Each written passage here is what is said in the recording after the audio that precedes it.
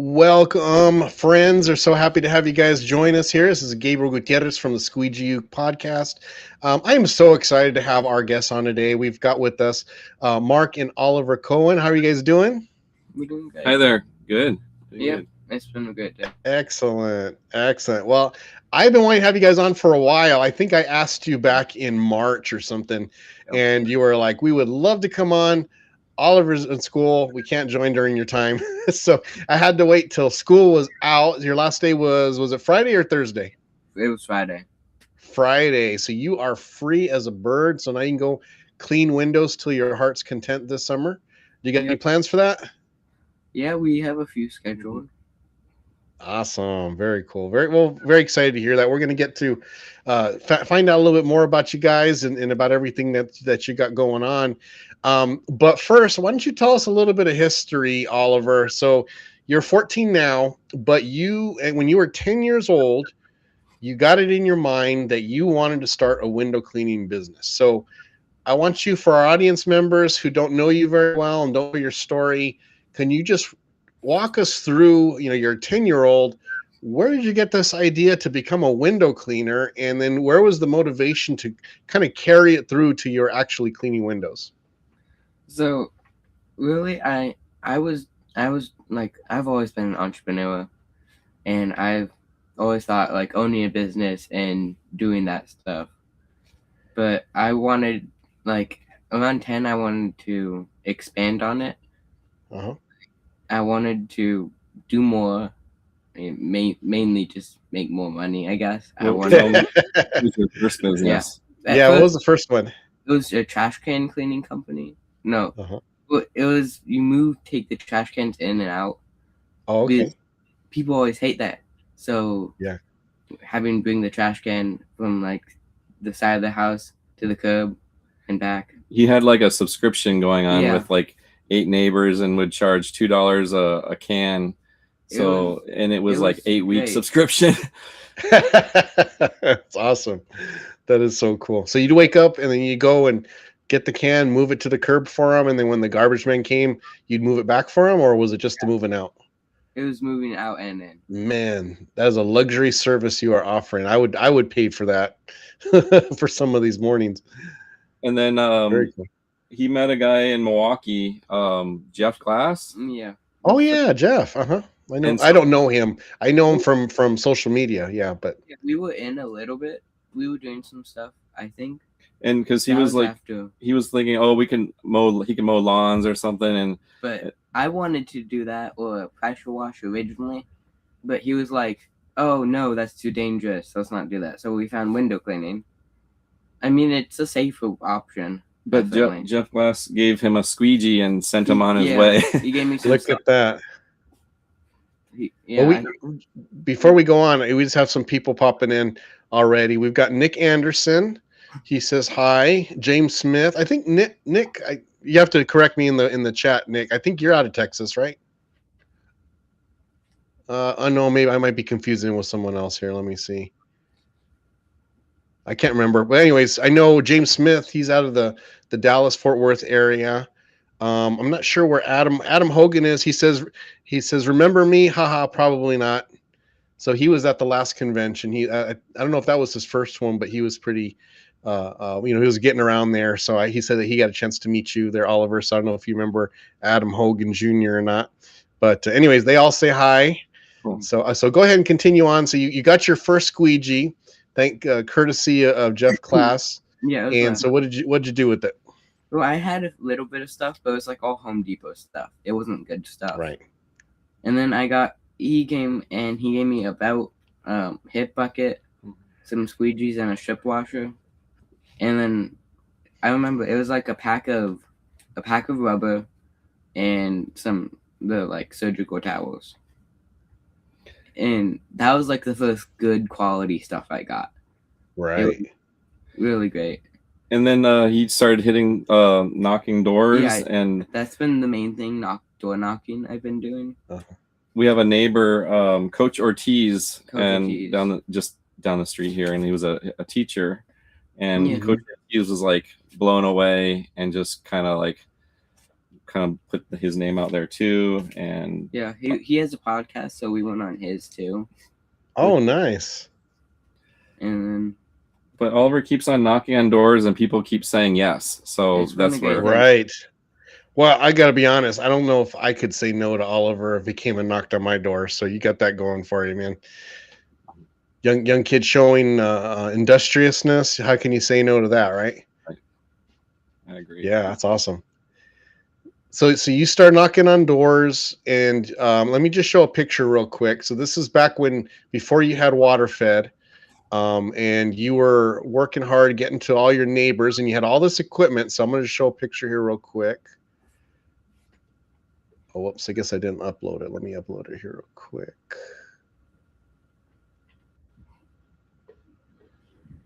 Oh, I thought I did. Da-da-da.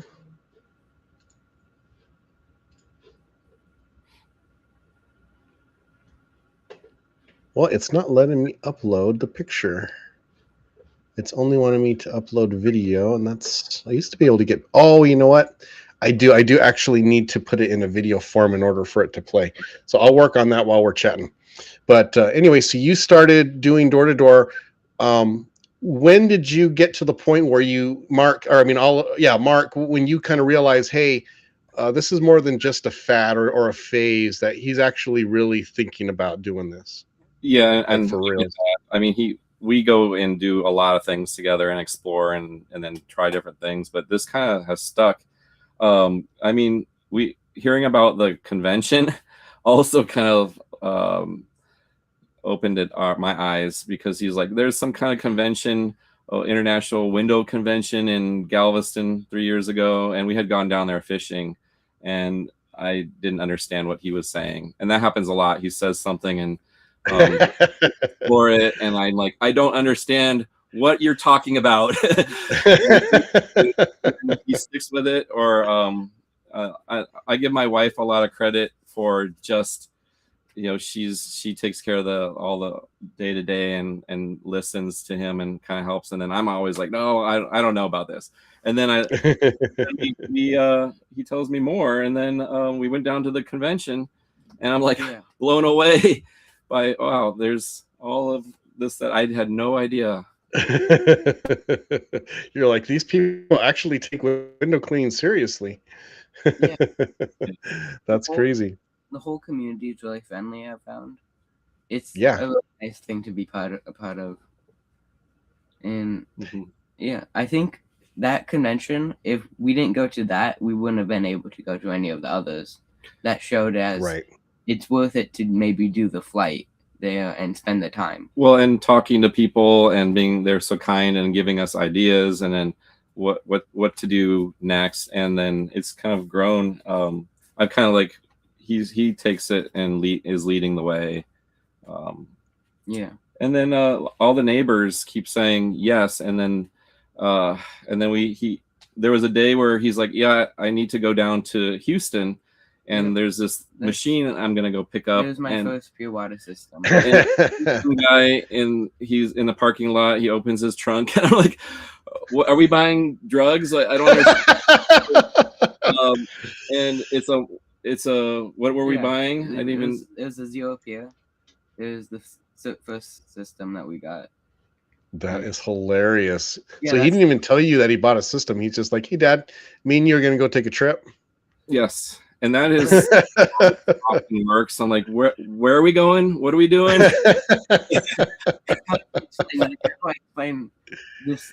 There's a machine with filters on it, and it makes window cleaning easy. So and this happens with a lot of things. Like, he'll pick something and we'll go and he'll learn about it, and then we dive into it. We've done it with it's my ADHD. Follow what I like. And I think part of that is to not learn about everything all at once. You have to slow down, learn a little bit, and then come back to it. If you feel like you've learned about everything, you move on. So there's a lot to learn. I think he likes the not just like the toy, but the parts and pieces of the machinery. And we buy something and then he takes it apart, and I'm like, that was a perfectly good whatever it is, and then it's all in pieces. Yeah, and I do it, and I make it better. Oh my goodness, Most of the time. that is so funny. Like My brother was the same way. I have a younger brother, and if you left something mechanical in the room with him and he was in there with some tools, it was apart. The whole thing was taken apart. He had to know how things worked. You know, it was just within his DNA. So he's always getting in trouble because he's, like you say, breaking perfectly working things because he had to figure out, you know, how it worked or what was inside of it that made it do what it did. so I do So, think there's all right, why? of like the manufacturing and parts and pieces of stuff. Yeah. Yeah. Yeah. We got a few people already commenting. James Smith, he says he took his 11-year-old out for half a dozen times with him last fall. He did really well. He paid him $5 an hour and everybody tipped him. I bet the tips kind of were pretty good. They probably made out. Squeegee Rich, he's from England. He says, great way for kids to understand, learn about money, and that it doesn't grow on their parents' tree, which is very true. Very good. All right, so I got a picture here. So everybody, so this is before he got his pure water system. As you can see, a young feller going down the street, knocking on doors. So that is a pretty cool setup there, Oliver. I got to tell you, you get the ladder, you got your everything set up there, you got your squeegees in there, and that is a cool little trailer that you had. So how long did you use that for? I think it was about 6 months, maybe 6 months. System, but it was a good thing, and I was able where I could go out without him, maybe. Yeah, I could get stuff. And now he'll tell me we have a job on Saturday morning.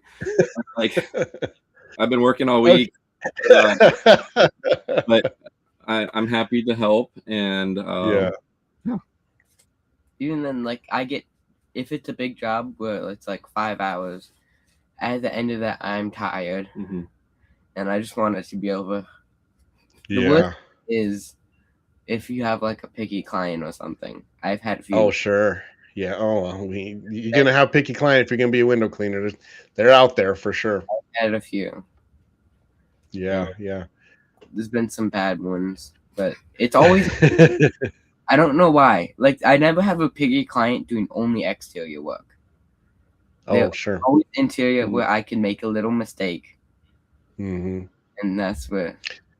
Well, I think it's because when you're doing exterior, there's a general understanding that there may be some stuff inside that may kind of cause a little bit of, mark here or there. But then when you're interior, they want it to look perfect, right? They want it to look spotless. And if you're dealing with old windows, that's just not always possible. Sometimes those windows have some stains on them, or they've just been through, they've seen a lot being in that house for, 20, 30 years. And it's kind of hard to make them look to meet their expectations. Sometimes that's kind of the issue. So Squeegee Rich says, Oliver, how much do you pay your dad? And Mark, is Oliver a good boss? we have our disagreements, but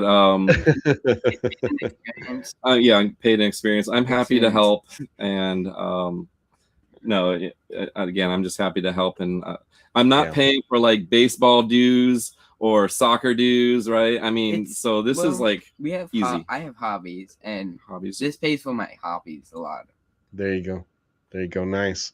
So that's a good time to kind of talk to you now, Mark, because I'm a parent, and there's a lot of people in the comments right now who are parents and who are always thinking about how are we going to teach our children, how are we going to help them be hard workers. A lot of times it's easy for the kids to kind of fall into the video game, the doing other things that are just kind of, I don't want to say time wasters, because there's value in that. I mean, I enjoyed playing video games when I was a kid, and there's things that I learned that benefited me for sure, but not necessarily running their own business, right? Yeah. So you're a teacher. So you have how long have you been teaching? 26 years in the Woodlands, and then 4. Wow. So you're 30 years total then, huh? Yes, and then doing first and second grade over the years. So wow. So you've got your career, and it's got to mean something to you, right? It's got to be something that gives you a lot of satisfaction, especially at that age. Yes, yeah, 6 and 7 year olds are it's a great age to be, and I get the idea of curiosity and finding your curiosity, especially at that age, and just helping kids to, you know, find their interests. And I guess I enjoy helping Oliver with, he'll study something, he'll find an interest in it, and then we'll like look and see, oh, what could we do about that? There was like, he had got into kayaking for a little while. Oh wow. Yeah, this sailing, which was a great thing because he loves sailing. I do. And that was something he was doing. And I was like, this is so cool. And I just recently I had the business, and it helped pay for a new boat that I wanted. I mean, Nice. which is something cool. I Well, that mean, makes a lot of sense, because if you know, if you gotta have expensive hobbies, you gotta have a way to pay for that, right? You can't expect pops to yeah, pay for that all the time. Very and it was cool. great to get because Well, I knew, so like, yeah, so finding little things that we like to do together, and then learning about it. Yeah, so he has a little boat that we drag out to Lake Woodlands, and I'll kayak around and yell at him, tack, jive, and then and he falls in. And so, Nice. and that's part of it, is just making the mistakes, learning and trying to figure it out together. I mean, I don't know. I'll tell him, I don't understand this. Here, you go figure it out. He has some time, and then we come back and figure out, oh, what can we do to make this happen. yeah. Yeah. So, And I balance a lot of stuff, like all of this stuff. Even if like for parents, I guess, I don't work on my business 24/7. Yeah.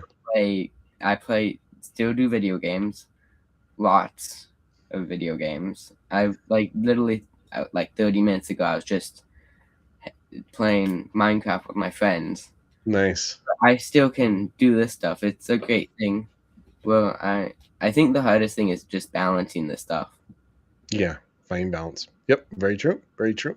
And speaking of balance, so what do you find yourself doing? You know, obviously you're wanting to help Oliver kind of learn life lessons, but at the same time, you know, you're the experienced one, and you're trying to help him find that balance. So what do you find yourself kind of focusing on when you're trying to train him and give him that guidance that he needs with his pursuits?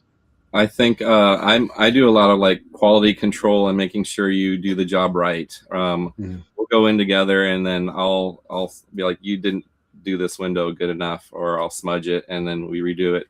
Or we come across mud daubers. We have this discussion. There's a mud dauber at the top of the window, and it's muddy, and I end up cleaning it because it needs to be cleaned, and then there's mud everywhere, and then.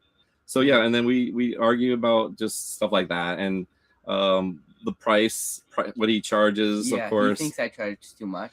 And again, I'm looking at more like a dad and a hobby. He's looking at it a little differently, and I'm happy to go out. It's not a career. This is something we're doing on the weekend right now, but he's seeing it a bigger picture. I'm seeing it from a different perspective. Mm-hmm. But we have a whole family involved now, so yeah. So your wife has helped out too, right? Yeah, she's accounting. She does. I used to do that, and then she like helped set it up on like an Excel spreadsheet. Mm-hmm. But now, this year, I swapped it over to her. I have no idea what's happening with it. If I don't build it and I don't like see how it evolved, I have no idea how it works. It's become complicated when you start paying taxes. We had, because I think we had some problems where we had paid an insane amount this quarter because we didn't file some certain things. So now we're supposed to get a refund, hopefully. Nice. Yeah, we became a legitimate, we're an LLC, we got insurance. So this has kind of grown, and that's a huge learning experience as well, and what it involves to make this happen. I mean, he was looking at he went and added on a power washing to this. I got a power washer recently. Soft washing as another option, and I'm like, I don't understand. I'm like, Power Yeah. washing? Okay, we'll Yeah. figure that out. And then he would spray bleach onto a side of a house and garage doors, and scary bleach. Well, I'm like, we have to really understand what we're doing, Yeah. and figure this out more, and then we'll go test it on a friend's house. And I'm trying to say, like, it's okay. I did the research. it's I true. looked at this. But it is always wise when you're doing it the first time, doing it on something that's low risk, right? Yes. And then that way, if something does happen, maybe just or maybe didn't understand in your research, then at least it's, you can learn from that without having to pay to repaint a whole side of a house because you didn't have the right mix of bleach, or you didn't have, or you let it dwell too long, or whatever. So many issues that can happen with chemicals. But so listen to your dad there. Just because nothing wrong with being cautious. Mhm. You'll get there. But definitely take it as a learning process. Adam Hogan Jr. says you are not charging too much, so so that would be the main thing. Just keep that in mind. But as for where this journey has taken you, you've had a chance to meet some pretty cool people. Why don't you tell some of the people that you've had an opportunity to meet and even get interviewed by, and kind of where has this journey taken you? So, I think there's been quite a few people. Most recently, though, the Knight family with Jason Knight, I think that was pretty amazing. He shipped out a pole to Oliver that he was using it. He uses it all the time now. That's my main pole now. And just gave Oliver the first non-conductive pole in the industry. I think I have a picture of it here. Let me put it up there.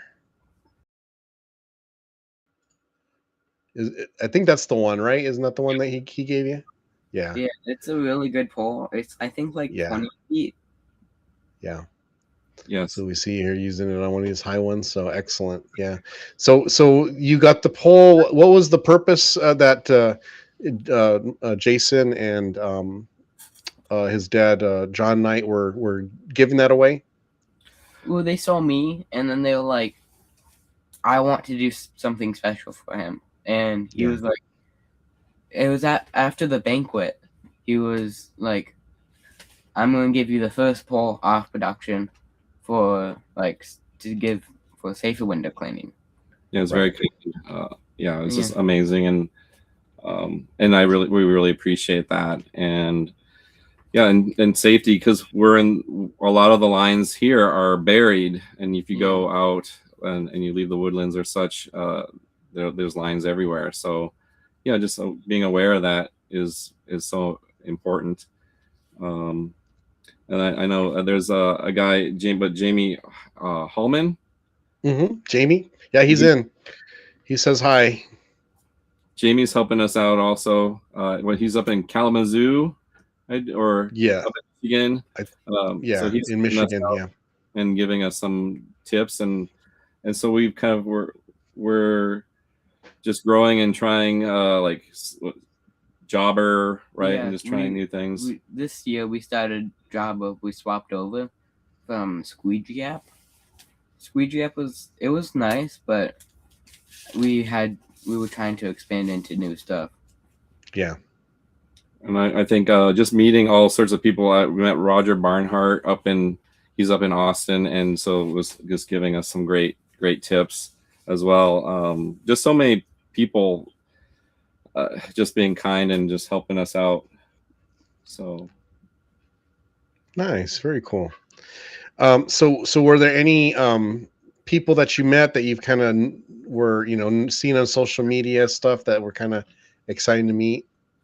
I mean, Steve-O, yeah, he's one of my favorites. Yeah, that was a very cool thing. Finally meet him in Vegas. Yeah. And then Sorbo, he's Mr. Sorbo, same mindset as me. Inventing and building. Like what I've done recently, I kind of stole my brother's 3D printer from him.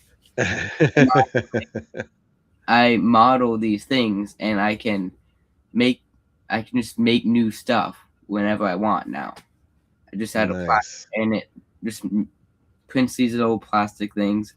It can be pretty big. I tried to model just as a project. Um, Hmm. it was a little full like screen. It was a screen puller. It was modeled after the WCR one, but I just tried to like improve it. And I have a few iterations, and then it came out pretty well. I just like a cheaper alternative for myself. Yeah, so he 3D prints parts and pieces to tools Yeah. to make it adjustable or different in certain ways. So again, there's a whole nother world to this that I find to be fascinating. Yeah, there is. Speaking of that world, John Trotta, he's in the WCR marketing division there. He says he'd be happy to build a website for you if you don't have one yet. He says so, and you can check in with the print team from WCR as well. So I'll definitely put you guys in contact if that's something that you're interested in. But he's just a really solid guy to know, especially when it comes to marketing. He's helped me get my Google business profile kind of going, and he's taught me about geotagging, which I've known but haven't really known how to do. So he's helping me do that. So he definitely will going to help you in that area if that's something that you guys want to do. But he's just a good guy to know anyway. So glad that we can make that connection for you. Awesome. Excellent. Well, very cool, man. Well, I got to say, Oliver, I mean, you've been able to do so much already at such a young age, but you're not satisfied there, right? What are some of your future plans that you have for your business? I think I want to get a truck, definitely. When I get 16, I want to have my own work truck. So you got 2 years to save up for a work truck. Yep, I was thinking like a trailer, but I've decided I want a full kitted soft wash, pressure washing. Okay. Get a rig. Yeah. Nice. And maybe expand out, get an employee. Or if I have a friend that can drive. Like I mean, to be able to do multiple jobs at once and then have I want to do more commercial work, expand into brain stuff. Storefronts would be something I'd like. Mm-hmm. Yeah, we're mostly residential now. It's mainly residential. We have a few commercial projects, but that's just we got that through a residential person. Got it. Very good. Awesome. So when it comes to the scaling, what's your thoughts on that, Mark? How's your view? Because like I said, he's not someone who just says it and then 3 months later he's off doing something else. He's pretty on target and focused. So what are your views on those ideas for growth? I'm trying to keep up, and I want to help him to like expand his revenue empire. Yeah, and and through a lot of word of mouth right now is what we're doing, and just talking to people, and I think just helping him out however I can. So I think part of it is just making sure we have all the parts and pieces together and how to go about what's working. Getting Jobber up and running, that has helped, and I think some more door knocking and then kind of give him some more ideas, and we'll start to get some businesses, I think, here next. So good. Well, I just want to take some time and just appreciate you, Mark, as a parent. So I have a daughter. She's our only child. Is our daughter. She's autistic. She's what they used to call high functioning. They've kind of gone away from that language now because it gives the insinuation that someone is not high functioning just because they may have certain tics or certain, other symptoms of autism. But she's not someone you would, if you met her, you would know she was autistic. But definitely she's always thought differently and she's always learned differently. And that caused a lot of friction between teachers and other students and stuff, not understanding why she was the way she was. And frankly, she didn't know why she was the way she was, why she was so different from her schoolmates, And when she was diagnosed, it just required us to change everything that we did, from discipline, the way we disciplined her, from the way that we taught her, the way we basically let her exist in the world, all had to change. And that was such a hard thing for us to go, because we felt like we went from, oh, we've kind of got a hang of this, to, oh, we don't know anything. And we started from scratch after we had the diagnosis. So, but now that we understand where she's coming from, and she's in a school now that understands her, she's just been able to flourish, and she's artistic, she's very science minded, she's very creative, and it's, we try to do everything we can to encourage that, because she went so long being in a spot where she was stifled from those instincts, from those desires and passions that she had, from the learning standpoint. She was pushed into a shell that didn't fit her, and to now be able to, like I said, be in a school that understands how to teach autistic children, and to see her do so well and flourish and be happy, it's just really a joy. But it's not easy when you have your life experience and you see your child wanting to do things that your instinct is sometimes to put, oh, let's put on the brakes here, let's put on the brakes. But it just seems like you've done such a good job of allowing Oliver to follow those passions, because he is taking it seriously. He's not just someone who's just kind of jumping from hobby to hobby or interest to interest without having any type of desire to follow through with it. So what are some challenges with you trying to find the balance of helping him to pursue those interests, and to train him and let him learn those valuable lessons about life and business ownership, and that, without letting him get, like, kind of go too far, or kind of go off the end where now it starts affecting him negatively?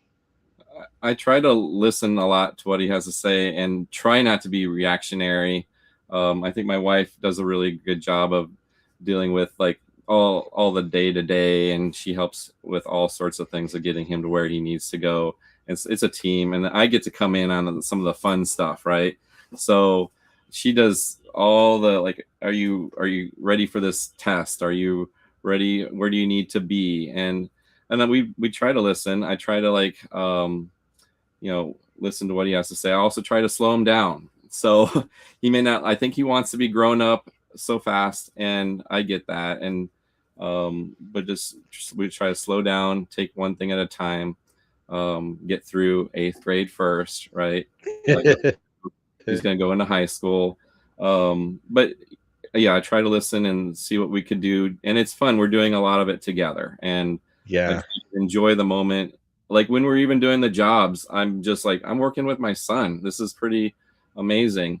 And even though I might be getting him upset for various things, don't use that. But I just try to listen. We're proud of him. I'm proud of Oliver.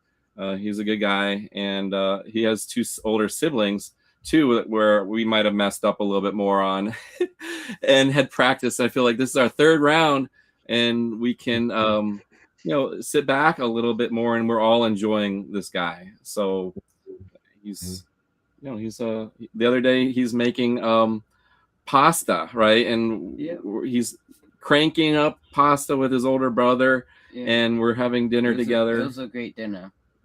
Nice. Like, it was like my brother just walked in my room like, I'm making like fettuccine. Can you make the pasta? I was like, okay, I'll start right now. It took I think like 3 hours total for it. But wow. And it's a fun skill to have. But this goes back to our COVID days where everyone is coming home, whatever it may be. We're having dinner, and dinners are very important to us.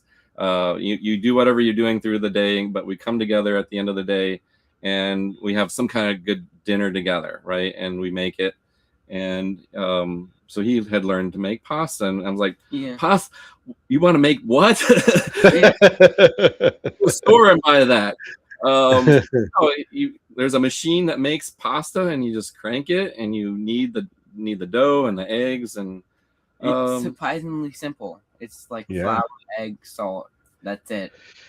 So taking the time to like, okay, we'll listen and we'll figure out how to make that happen without going, with some reasonableness.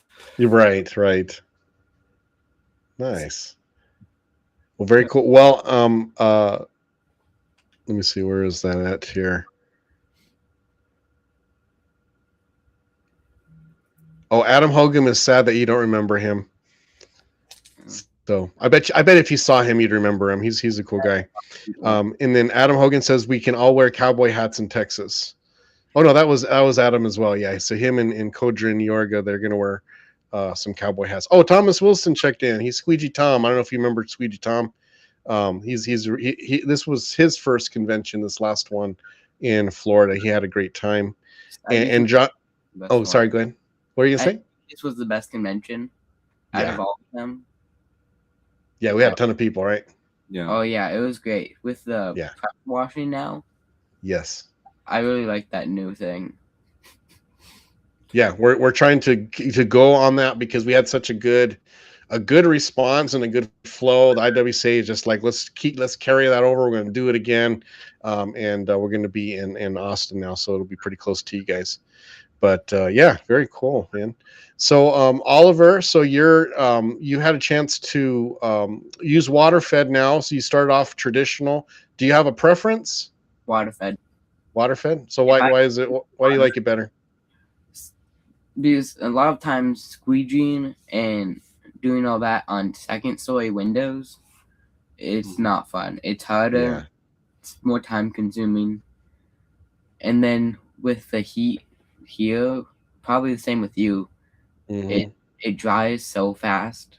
Yeah. And then it's more messy. Mm-hmm. And what we can push a lot is it's just eco-friendly. With no soap. It can't like stain anything. It's just water. Well, it can, but not because it's the water's fault. Sometimes, especially when you've got walls that have that are oxidized and it's kind of powdery, and then the water runs down, you'll see some stains sometimes. That's not your fault, but that's just something to kind of keep, be careful of. But yeah, I mean, that's just a challenge. The nice thing about it too is you don't have to get on ladders, which is never, something, if you can avoid it all, you want to. But if you're going to do traditional, that's pretty much part of the package. There's going to be times where you got to ladder up and get close to the window to be able to do that. Yeah, Jessica Battle, she's known as Squeegee Chick online. She popped in. She said to say hi. So yeah, so we got a good crowd here so far. All right, so you like using water fed.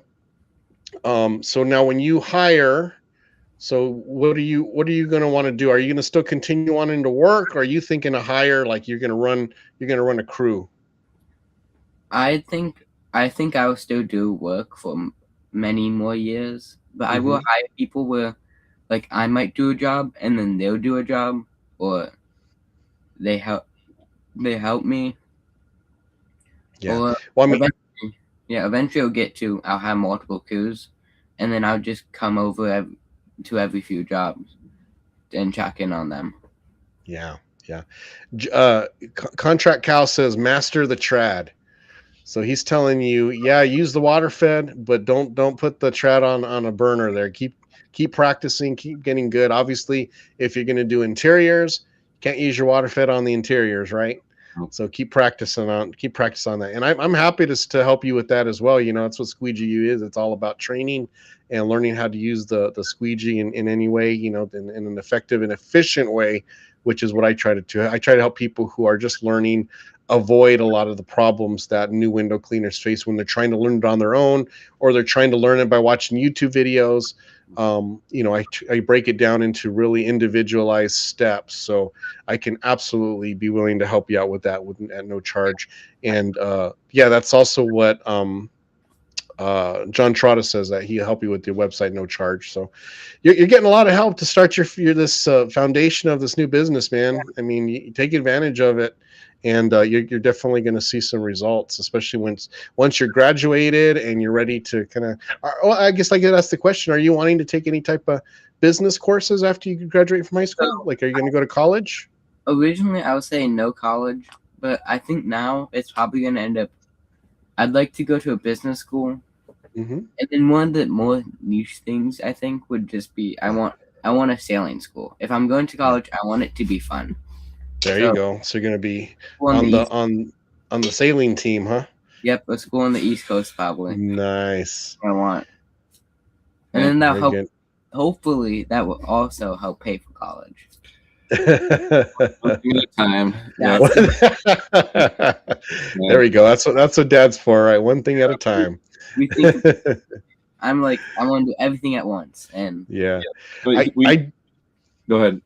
I was just gonna say I do recommend, especially if you know you want to start your own business and this is what you want to do. I mean, you've already started it, but I do recommend taking a business course. Even if it's not necessarily like a full or even 6 or 8 year less, where you're trying to become like a CEO or anything, but take some basic business courses. It just helps alleviate so many headaches. It really does. And kind of going into your business, knowing a lot of these things. I know I didn't know when I started my business. I had to kind of learn the hard way and get in trouble and get the letters from the IRS and then finally realize, oh, I got to straighten this out. And I got to straighten this out. And then now I know, but I could have avoided a lot of headaches and anxiety if I had just kind of learned from the beginning what was required of a business owner. And marketing too, just knowing marketing and knowing how to have a budget and understanding, what the payroll, because, it's like, and when I started hiring, I went from being a sole proprietor, which I was for years. And then I started hiring and I didn't understand. I needed to raise my prices to match that. Now I have employees. Now things are more expensive. I'm using twice as much supplies. I have 2 vehicles now instead of 1. And the care of that. And then now I've got to worry about another person's quality instead of just my quality. And it's just a lot of things that you don't realize, that you have to kind of find out the hard way, unless you get that training, unless you get that education, and and then be able to kind of know what you're getting into and help you make some smart decisions on that. So that's just my little bit of advice. Like I say, you don't need it necessarily unless you want to go to a big university and learn that, but even a associate's degree in business is going to be very helpful for a small business like that. Something to keep in mind. Very good. So Mike Nichols asks, can I ask where you are located? He came in late. So what part of Texas are you? We're in the Woodlands, which is just north of Houston. Got it. It's a great place. Yeah. Yeah. I'll tell you one of the stories of, like, we did a house a couple of weeks ago, and Oliver sells an add-on, and he adds on. Yeah, we can remove that tint off of that window. Oh boy. We've no. What are you talking about? Yeah, it'll be no problem. And I peeled off wine bottle peels before, like those little off wine bottles. But man, so it took a while, but we got it, and it looks really good. But it was. Don't offer the service if you don't know what you're doing.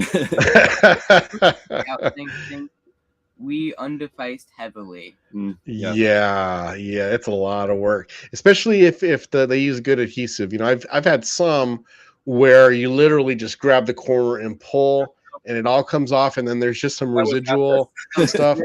That's small percentage. Most of the time, you're having to kind of pull and do. Heat works really well. I have a heat gun that if I got to take off tint, and I'll warm up the tint under, on the top. And then once it gets a little warm, then the glue is a little kind of less hard, so it's a little gooey, but you can pull it off. And then just really you be careful with the razors too. If you get too. I think they spent all the money on the adhesive, and then they got horrible tint. So, like, you try and get a piece, and then it just like thins out. Well, this is the confidence that we're dealing with. Like, yeah, we could do that. I'm like, yeah. Really? We could try. So. Hopefully you get a nice customer and they recognize how much time you put into it, and they'll pay you a little more, or just give you a good tip, to kind of take a little bit of the pain out of that mispricing. But whenever I sell a job, I always push upsells because that's something I'd like to do. And he's like, no, we're not doing that. No. Stop doing that. Just know what you're upselling. Have consistent. So when I add a service on there, I don't, if I get an idea to add a service, I don't just add the service. We'll do it for either, like I mentioned earlier, we'll do it for ourselves or we'll do it for a friend or family, test it out, see how it goes, talk to other people who are doing it, get advice. And then we'll open it up to select customers. So like customers who we have a good relationship with, they've used it, we'll call them up. Hey, we've added this new service. We're just kind of testing it out. Hey, you mind if we come by and practice on we're offering it for free. We've already done it, but we want to just see what it's like in the real world. And then we'll just do the service for free just to get the practice in, And then once we're satisfied, I mean, obviously there's always a possibility of running into problems. That doesn't go away, but you're doing your best to manage those avoidable headaches that you get, just by kind of doing it in a controlled environment as much as you can until you're confident enough to go put it out in the real world, and then, have that risk. But nothing wrong with brainstorming, man. If you got an idea, sometimes you come up with something that can just double what your ticket price is just by thinking about. I have one friend of mine that I know. He added mosquito spraying, and now that is pretty much what he does. He doesn't do hardly any windows anymore. It's such a big. He's in New Jersey, I think, and it's just such a huge market for him that he just is like, I'm just going to do mosquito spraying. Yeah. And he comes by, he's got routes, and he sprays them before the season, and looks for any sitting water and goes and fixes that. And I mean, it's just, he loves it. It's worked out really well for him. So yeah, they can come, but again, just do your research, and also just kind of be careful walking in. I don't want to discourage anybody from trying something new, but yeah, you definitely want to lean on your dad for that. Get a little insight into the potential problems that you might not see. For sure. Very good. Mike Nichols says, hey, you're probably 8 hours away. He's in Oklahoma, I think. He says, if you ever want to spend a day with me on a big commercial building, let me know. So got Mike Nichols there offering to give you some training on water feeding these big giant buildings here that he does. He does a ton of them in his area. So, all right. Very cool, man. Well, is there anything else that you guys want to share? We got about 10 more minutes left in the podcast. Anything that you, well, we did talk about growth. I know you had said you have ideas of growing. It's like, I don't know much about it, but I just know I want to get the company bigger. I want to have this where it can support myself in the future. Eventually, I'd like to open up some more businesses. I don't want it to be my only company. Right. Well, Oliver really likes the power washing end of it. I do too. So he's taking algebra, and he passed. I passed, barely, maybe, but then we don't know yet. But then he's making an algebra equation. Oh yeah, based on where you can buy bleach products in different stores, and then how far they are from each other, and makes a line plot graph to show how far do you have to go and how much you have to buy to make it worth it. I thought, oh, this is, why would we ever do this? But then I looked, oh, we have to buy 4 gallons of bleach to make it. Because I found a local distributor that's 30 minutes away. It's a self-service place. I think it's Elite Chlorine or something. And it's just a fill-up station. So there's a plot graph that shows how much you'd have to buy based on going to this, and the cost of gas, to get there. So I thought, that's what he goes down these little rabbit holes. Yeah. But yeah, sure. So adding on some, we enjoy the power washing. The soft washing is a lot of fun. So that's kind of where we'd like to expand. There's a lot of greenhouses around here. For sure. Doors and saying, hey, we could take care of that. So yeah, you have an entrepreneur spirit, Oliver, and so you would do really good learning kind of executive function type training and get like executive function coaching, which is kind of a fancy way of just saying learning how to prioritize, right? Learning how to schedule, to kind of put things in order. Um, do when you've got 5 or 6 irons on the fire, kind of having a system of knowing how much time, when is it time to move it off, when is it time to move a new one on, and being able to handle that. uh who you would be a really good person to talk to, and I think you might have met him, Michael Draper, of Expert Safety Services. He goes to all the conventions. But he's an entrepreneur, and he's like a real one, because we business owners have a tendency to say, oh, I'm an entrepreneur, meaning, oh, I started a business.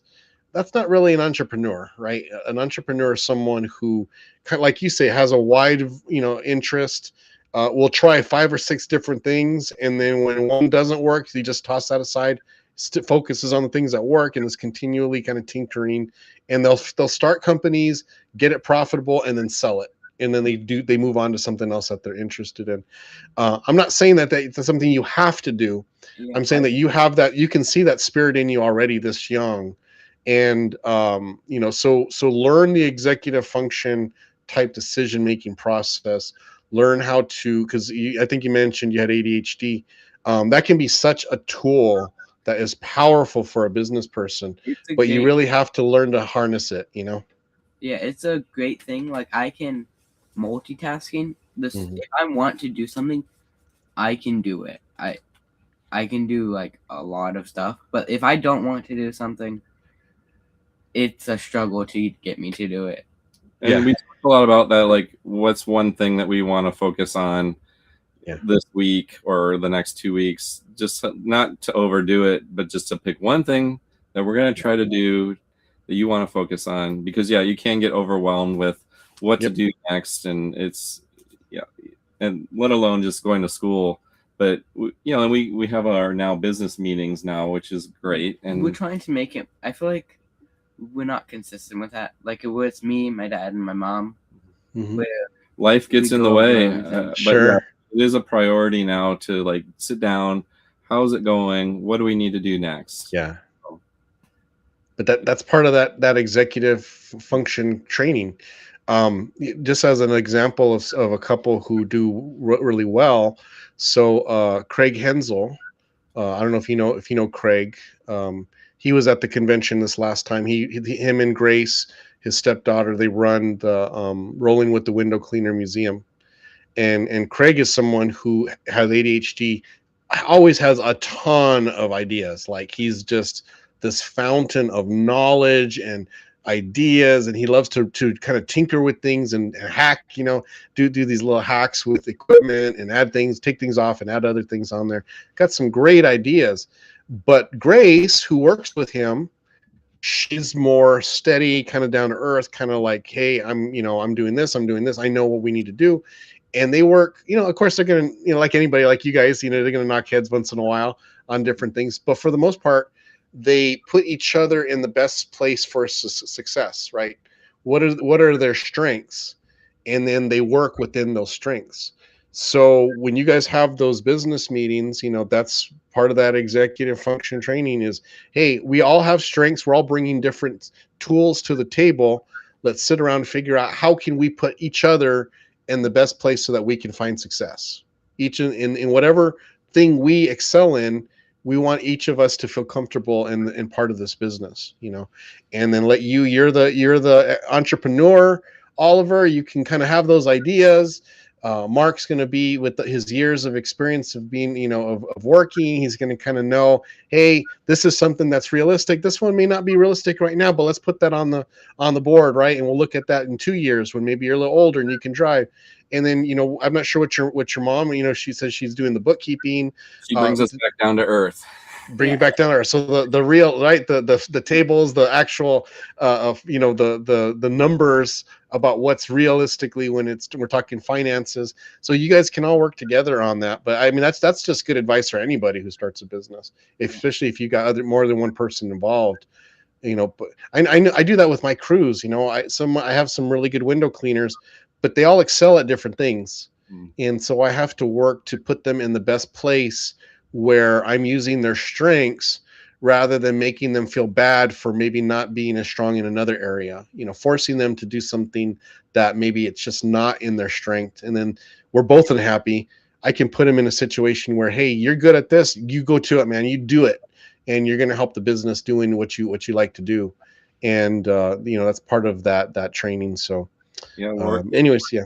Right. I mean, finding everybody's, and that's a whole nother aspect to this of working as a team. I think he has an older sister too that's helping us with like posting. She's good at editing and stuff. Yeah. But I feel like Nice. the same happens with like he sees something and like we have to do this, and I look at it and like maybe, but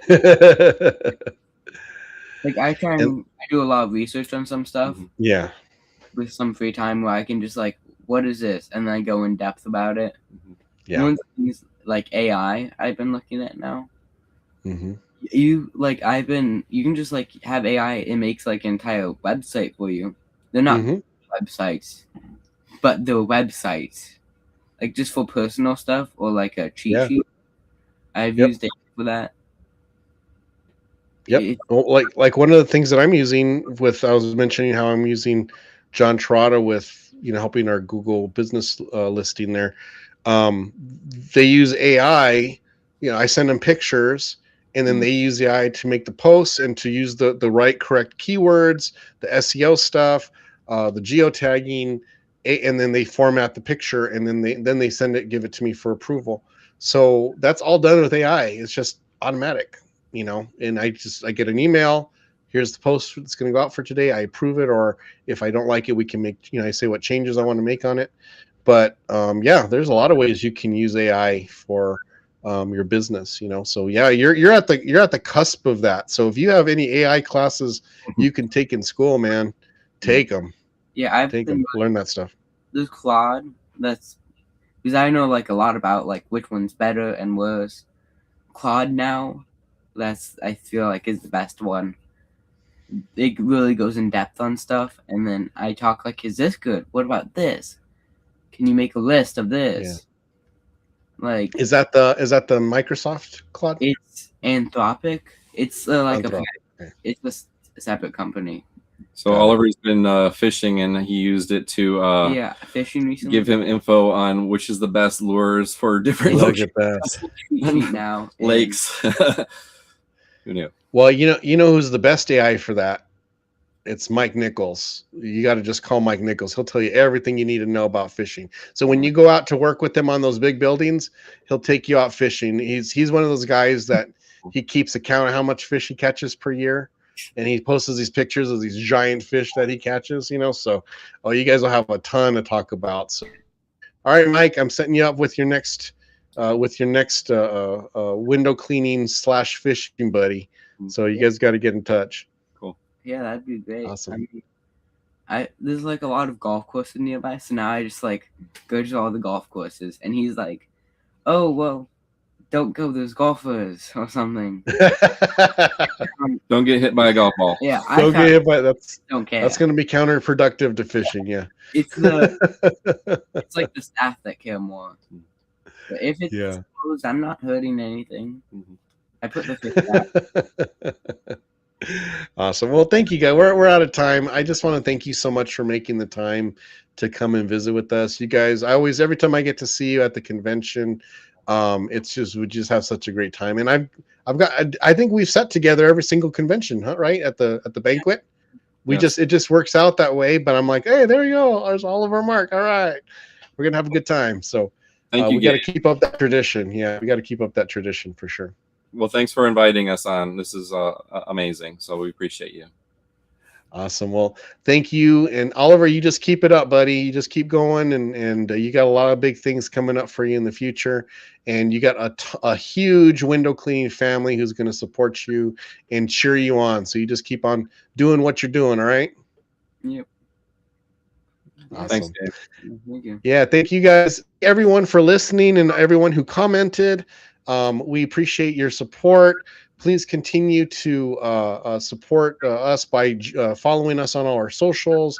And we have we're on Instagram, we're on TikTok, we're on Facebook, of course, and also on YouTube. So if you want to follow us on our YouTube channel, you always get alerts whenever we go live. And also if you follow, if you're part of Window Cleaner Nation, you also get those alerts as well. So, but thank you guys so much. You have a great rest of the week. We'll talk to you soon, and we'll see you guys at the IWCA convention. Take care. Again. Thank